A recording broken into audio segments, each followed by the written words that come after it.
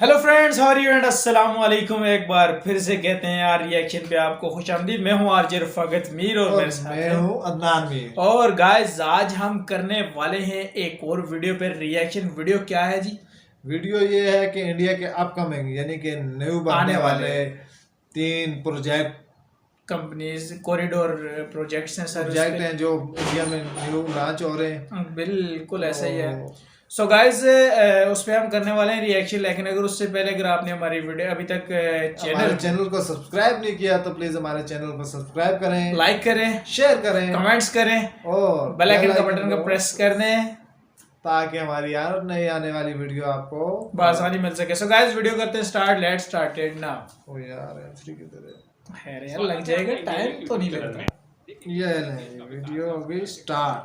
इस बात पर निर्भर करती है कि उस देश का इंफ्रास्ट्रक्चर कितना मजबूत है। आज चीन, यूएस और जापान दुनिया के ऐसे देश हैं बिल्कुल, जो कोई शक नहीं इंफ्रास्ट्रक्चर इसमें। को मजबूत करके आज दुनिया पर राज कर रहे हैं, जिसमें चीन बहुत तेजी से आगे बढ़ चुका है।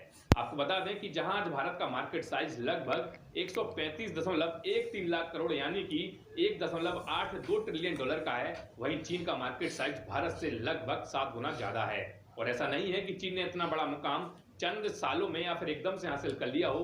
इसको हासिल इसमें करने कोई के लिए शक चीन को कई साल लग गए और इसके लिए चीन ने कई सारे रूल बनाए, जिसमें से एक जो थंब रूल था वो था प्रोडक्शन स्पीड को बढ़ाना। जी हाँ, दुनिया की बड़ी बड़ी कंपनीज को चीन में एस्टेब्लिश करने के लिए चीन ने बहुत सारी ऐसी पॉलिसीज में बदलाव किए जो कंपनीज को चीन में आने के लिए बैरियर बनती थी। और जब चीन ने ऐसी पॉलिसीज में बदलाव किए तो दुनिया की बहुत सारी बड़ी बड़ी कंपनीज चीन में आई और उन्होंने वहां पे अपनी इंडस्ट्रीज को सेटअप किया। और आज दुनिया के जो कई देश 1 मिनट में 1 यूनिट प्रोड्यूस करते हैं, वहीं चीन 7 गुना ज्यादा प्रोडक्शन करता है। और इसी ग्रोथ की वजह से आज चीन इतना ताकतवर हो गया है कि अपने देश की सीमा को बढ़ाने के लिए उसने दुनिया के कई छोटे देशों को चाइना की भी क्या बात, राज करना शुरू कर दिया है। और यही चीन लेकिन का भारत रवैया भी दुनिया को पसंद नहीं आ रहा है। तो अब सवाल यह आता है कि क्या कोई देश चीन को टक्कर दे सकता पाकिस्तान है? का तो आपको बता दें कि उन्होंने आज बताया। दुनिया के कई देश मानते हैं कि सही मायने में भारत ही चीन के खिलाफ मजबूती से खड़ा हो सकता है, क्योंकि पिछले 6 से 7 सालों में भारत में जो बदलाव देखे गए हैं उससे एक बात तो साफ है कि अगर भारत ऐसे ही काम करता रहा तो आने वाले कुछ ही सालों में चीन पीछे हो जाएगा। अब आप शायद यह सोच रहे होंगे कि मैं यह सब कैसे कह सकता हूं, तो चलिए अब हम कुछ आंकड़ों की बात कर लेते हैं। रिसेंटली एक अच्छी रिपोर्ट बात है, तरक्की करनी चाहिए। जुलाई 2021 में लगभग 6.4% का आंका गया है। लेकिन अगर हम बात करें भारत की तो यह आंकड़ा चीन के इस आंकड़े से कई गुना ज्यादा है। जी हाँ, भारत का प्रोडक्शन रेट जुलाई 2021 में 11.5% का है। तो आप समझ गए होंगे कि किस तेजी के साथ भारत आगे बढ़ रहा है।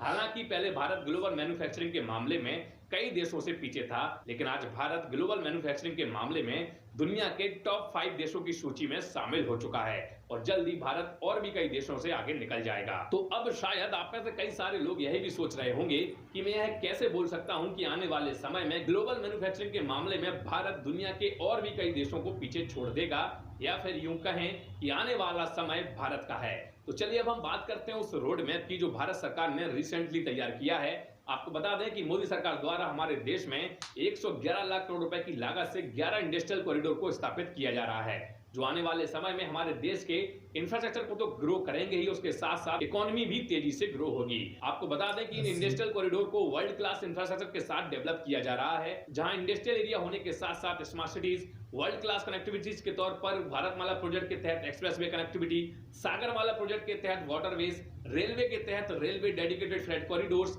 एयरपोर्ट्स आदि को सेटअप किया जा रहा है। और इसके अलावा एम्प्लॉयज को ध्यान में रखते हुए इंडस्ट्रियल एरिया में काम करने वाले एम्प्लॉयज को अफोर्डेबल हाउसिंग फैसिलिटीज और प्रकृति को बैलेंस रखने के लिए कोस्टल और ग्रीन स्पेस जोन की भी सुविधाएं इन पूरे इंडस्ट्रियल कॉरिडोर में होंगी।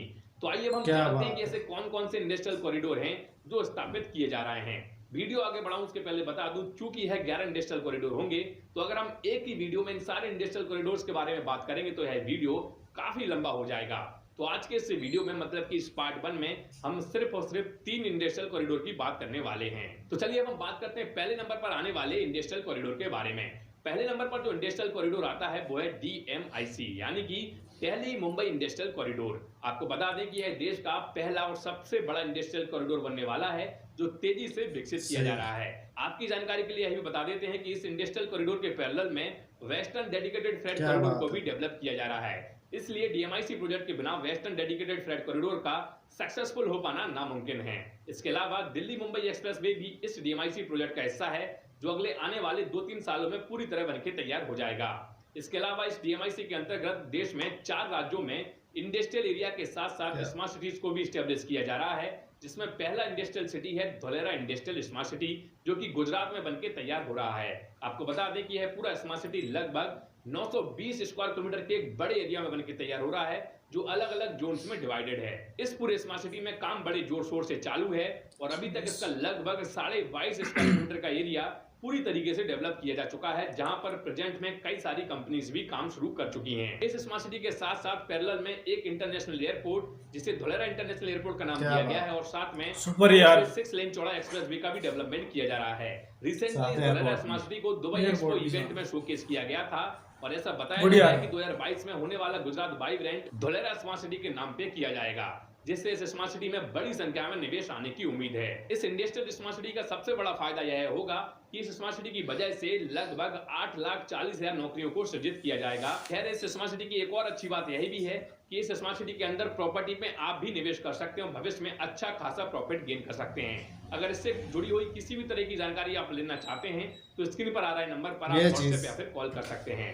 खैर, धोलेरा स्मार्ट सिटी के बाद जो अगला हमारा इंडस्ट्रियल सिटी आता है वो है शेंद्रा बिंदकिन इंडस्ट्रियल एरिया, जो कि DMIC के तहत ही डेवलप किया जा रहा है। इसे औरेक सिटी के नाम से भी जाना जाता है। यह स्मार्ट सिटी महाराष्ट्र के औरंगाबाद में बनके तैयार हो रही है। इस इंडस्ट्रियल स्मार्ट सिटी का एरिया लगभग 10,000 एकड़ यानी कि 40 स्क्वायर किलोमीटर का होगा, जिसमें से 100 एकड़ लैंड होसोंग, जो कि साउथ कोरिया की एक कंपनी है, उसको अलॉट कर दी गई है। इसके अलावा जुलाई 2020 में 43.87 एकड़ लैंड NLM के कंपनी को दी गई है।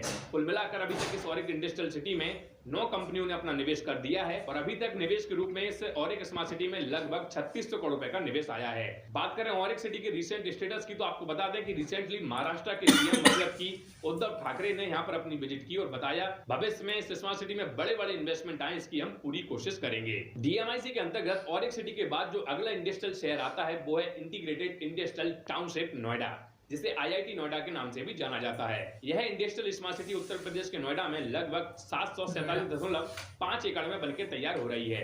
यह इंडस्ट्रियल एरिया के साथ साथ residential zone, commercial zone, public facility zone और सोशल इकोनॉमिक जोन को भी डेवलप किया जाएगा। इस प्रोजेक्ट को लेकर सबसे अच्छी बात यह है कि इस पूरे प्रोजेक्ट का लगभग ट्रंक इंफ्रास्ट्रक्चर का काम पूरा हो चुका है और कई कंपनियों ने यहाँ पर निवेश भी कर दिया है, जिसमें बड़ी बड़ी कंपनियां भी शामिल हैं, जैसे कि 123.7 एकड़ में हायर इलेक्ट्रॉनिक्स, जिसने लगभग 3,069 करोड़ रुपए का निवेश यहाँ पे किया है। इसके अलावा फॉर्मो मोबाइल्स ने 100 करोड़ रुपए का निवेश यहाँ पे किया है। सतकृति इन्फोटेक ने लगभग 235 करोड़ रुपए का निवेश यहाँ पे किया है और चेनफेंग LED कंपनी ने लगभग 206 करोड़ रुपए का निवेश, और इसके अलावा वर्ल्ड इलेक्ट्रॉनिक्स ने भी इस नोएडा के इंडस्ट्रियल सिटी में लगभग 100 करोड़ रुपए का निवेश कर दिया है। और इन सारी कंपनियों की मदद से इस पूरी स्मार्ट सिटी में लगभग 9,225 लोगों को स्थायी रोजगार मिल सकेगा। और एक रिसेंट अपडेट के अकॉर्डिंग इस इंटीग्रेटेड इंडस्ट्रियल टाउनशिप में सिंगापुर की कंपनीज यहाँ अपने डेटा सेंटर्स भी ओपन कर रही हैं, जो इस प्रोजेक्ट के लिए सबसे अच्छी बात होगी। बात करें अगर कनेक्टिविटी की, तो आपको बता दें कि यह इंडस्ट्रियल शहर ईस्टर्न पेरिफेरल्स एक्सप्रेसवे से लगे हुए एरिया में बनके तैयार हो रहा है। इसके अलावा जेबर एयरपोर्ट की कनेक्टिविटी भी इस पूरे इंडस्ट्रियल सिटी को मिलेगी। नोएडा की इंडस्ट्रियल स्मार्ट सिटी के बाद अब DMIC के अंतर्गत बनने वाली अगली इंडस्ट्रियल स्मार्ट सिटी के बारे में हम बात करते हैं। अगली जो इंडस्ट्रियल स्मार्ट सिटी है वो है विक्रम उद्योगपुरी, जिसे विक्रमादित्य स्मार्ट सिटी के नाम से भी जाना जाता है। यह industrial smart city Madhya Pradesh में महाकाल की नगरी उज्जैन में लगभग 1100 एकड़ के एरिया में बनके तैयार हो रही है, जिसमें से 21 एकड़ का एरिया अमूल को अलॉट कर दिया गया है और भी बहुत सारी छोटी बड़ी कंपनीज यहाँ पे अपना निवेश कर रही हैं। इसके अलावा इस पूरी इंडस्ट्रियल स्मार्ट सिटी में कमर्शियल कॉम्प्लेक्स को डेवलप किया जा रहा है, उसके साथ साथ 4,000 करोड़ की रेसिडेंशियल कॉलोनी को भी डेवलप किया जा रहा है। तो ये तो हो गया DMIC इंडस्ट्रियल कॉरिडोर। अब हम बात करते हैं अमृतसर कोलकाता इंडस्ट्रियल कॉरिडोर के बारे में। यह इंडस्ट्रियल कॉरिडोर शॉर्ट में AKIC के नाम से भी जाना जाता है। आपको जानकर हैरानी होगी कि वैसे तो इस कॉरिडोर का कार्य 2013 के पहले ही शुरू हो जाना चाहिए था, लेकिन पिछली सरकारों के नाकाम प्रयासों की वजह से इसका काम लगातार टलता रहा। लेकिन मोदी सरकार के सत्ता में आते ही इस इंडस्ट्रियल कॉरिडोर को डेवलप करने की कवायद तेजी से शुरू की गई। यह इंडस्ट्रियल कॉरिडोर देश के लिए बेहद जरूरी है, क्योंकि यह corridor eastern dedicated freight corridor यानी कि EDFC के पैरेलल में बन के तैयार हो रहा है। यह EDFC देश के 7 राज्यों पंजाब, हरियाणा, उत्तर प्रदेश, उत्तराखंड, बिहार, झारखंड और वेस्ट बंगाल से होकर गुजरेगा। इसलिए अमृतसर कोलकाता इंडस्ट्रियल कॉरिडोर के तहत इन 7 राज्यों में एक इंडस्ट्रियल नोड को स्थापित किया जाएगा, जिसमें इंडस्ट्रियल नोड के साथ साथ इन 7 राज्यों में smart city, solar plant, logistic hub, international convention centre आदि को डेवलप किया जाएगा। इस अमृतसर कोलकाता इंडस्ट्रियल कॉरिडोर की वजह से इन 7 राज्यों का विकास तो तेजी से होगा ही, साथ साथ हजारों लाखों लोगों को रोजगार भी मिलेगा। अमृतसर कोलकाता इंडस्ट्रियल कॉरिडोर के बाद आता है चेन्नई बेंगलुरु इंडस्ट्रियल कॉरिडोर, जिसे CBIC के नाम से भी जाना जाता है। वैसे शुरुआत में यह कॉरिडोर चेन्नई और बेंगलोर के बीच में बनकर तैयार हो रहा था, लेकिन अब इसे कोयम्बटूर के माध्यम से कोच्चि केरल से भी जोड़ा जाएगा। जानकारी के लिए बता दें कि इस इंडस्ट्रियल कॉरिडोर के तहत दक्षिण भारत में अलग अलग राज्यों में इंडस्ट्रियल हब को डेवलप करने के लिए अलग अलग लोकेशन को आइडेंटिफाई किया गया है, जिसमें कृष्णापट्टनम जो कि आंध्र प्रदेश में स्थित है, इसमें 25 लैंड में इंडस्ट्रियल हब बनाया जाएगा। इसके अलावा टुमकुरू कर्नाटका में 1736 एकड़ में इंडस्ट्रियल हब को डेवलप किया जाएगा। उसके बाद तमिलनाडु पोन्नेरी में लगभग 4000 एकड़ में इंडस्ट्रियल हब को डेवलप किया जाएगा। और जब बाद में इस कॉरिडोर को केरल के लिए एक्सटेंड किया जाएगा तो केरल के पलक्कड़ में लगभग 2378 एकड़ के एरिया में इंडस्ट्रियल हब को बनाया जाएगा। जानकारी के लिए बता दें कि अभी तक चेन्नई बेंगलुरु इंडस्ट्रियल कॉरिडोर पर लगभग 1060 करोड़ रुपए खर्च किए जा चुके हैं। और एक रिपोर्ट के अनुसार यह पूरा इंडस्ट्रियल कॉरिडोर दक्षिण भारत के विकास में एक नई जान डालेगा। इससे इंफ्रास्ट्रक्चर को तो बूस्ट मिलेगा ही, साथ साथ हजारों लाखों युवाओं को नए नए रोजगार के अवसर भी मिलेंगे। तो ये थे शुरुआत के 3 बड़े इंडस्ट्रियल कॉरिडोर। आगे के इंडस्ट्रियल कॉरिडोर के बारे में हम अगले पार्ट में बात करेंगे। ओए यार, बाकी यार बहुत तरक्की हो रही है। 3 बताए हैं, वो 8 जो नहीं 11 है, सॉरी 11 है, वो भी 3 बताए। 3 बताए हैं, उनमें भी इतनी बड़ी जान थी उनमें तीनों में। मेरे ख्याल में टॉप 3 आप है या जो भी है, बरल वर्क हो रहा है यार इंडिया के अंदर, काफी वर्क हो रहा है, सबसे बड़ी बात है। और उसके बाद एक चीज और चाइना को टक्कर कर सकता है, अगर जैसे वर्क कर रहा है ऐसे कर सकता है। लेकिन एक चीज और भी है ना, चाइना भी तो आगे अपना काम बढ़ा ही रहा है। लेकिन वो ठीक है, लेकिन चलने में भी हो सकता है यार। हमारी तो ख्वाहिश है यार, होना चाहिए। हर मुल्क को जो मेहनत करता है उसको उसका फल मिलना चाहिए, साफ सी बात है, इसमें कोई इतनी वो नहीं है। बहरहाल इसमें मुझे एक चीज बड़ी अच्छी लगी कि नॉर्मल एम्प्लॉयर भी इसमें जो है ना अपना वो कर सकता है कि सबसे मेन चीज है ऐसी जगहों पे आपको जॉब की जो क्या नहीं वो मिलती है। एक चीज और भी है ना, आप इन्वेस्ट करना चाहते हैं, इन्वेस्ट कर सकते हैं, वो चीज भी बड़ी अच्छी है। क्योंकि ज़्यादातर सरकारी जो एक माइंड होता है ना, मतलब सरकार की तरफ से, तो उसमें उसकी कोशिश होती है कि सरकार ही बनाए। सो उसमें सरकार एक आपको ऐसी फैसिलिटीज दे रही है कि मतलब आप अगर इतनी रखते हैं जेब में माल रखते हैं तो आप भी वहाँ पे अपना बिजनेस बढ़ा सकते हैं, स्टार्ट कर सकते हैं। गाइस मुझे तो बड़ी अच्छी लगी यार वीडियो। 3 कैसी लगी यार? अच्छी ऐसी वीडियो अच्छी होती है जो किसी मुल्क इंफॉर्मेशन भी बड़ी अच्छी है और तरक्की में अहम रोल अदा कर रही हो, वहाँ के गरीब लोगों के लिए जॉब की अपॉर्चुनिटी आसान है। इसमें देखा जाए तो लाखों लोगों को जो है ना जॉब्स भी मिलेंगी। बिल्कुल ठीक है।